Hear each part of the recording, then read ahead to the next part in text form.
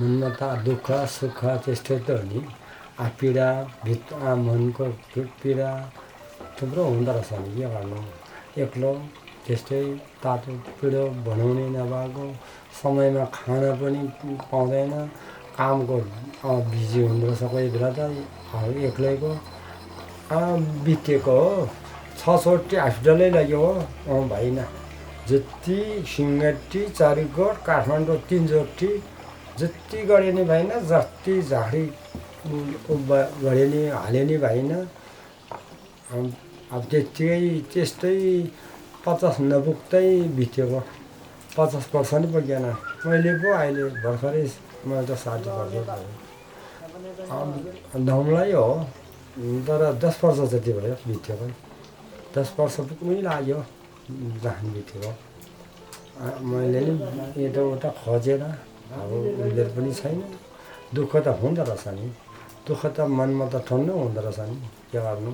तातो बनाउने पनि छैन, खाजा बनाउने पनि छैन, यताउता बाख्रालाई साथी गर्ने पनि छैन, यताउता कामको साथी पनि छैन। नहुँदो रहेछ नि। छोराहरूले हेर्ने होइन, छोराहरू त फोन पनि गर्दैन। केही चाहियो भने फोन गर्ने हो कान्छा छोराले। विदेशबाट जेरा छोरा जेठीबुहारीले फोन गर्छ भने के छ सन्चो बिसन्चो सोध्छ है जेठीबुहारीले चाहिँ। कान्छीले त कहिलेकाहीँ 4 महिनामा एकचोटि नि उस्तो गर्दैन।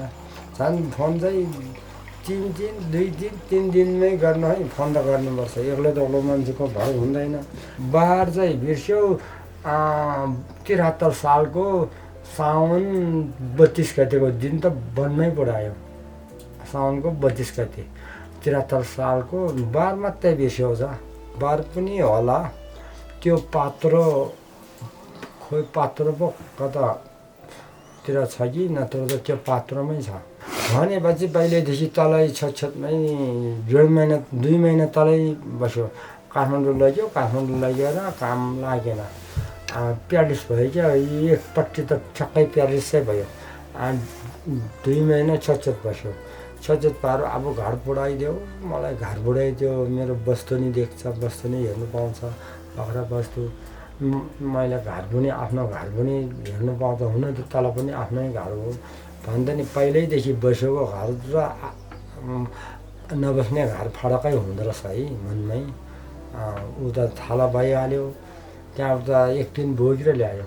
बोकेर ल्याएको भोलिबाट त बनमै पठाउनु पऱ्यो। ल्याएपछि बिहानको 6 बजेर ठ्याक्कै 6:30 बजी 6:30 बजी त सडक्कै गइहाल्यो।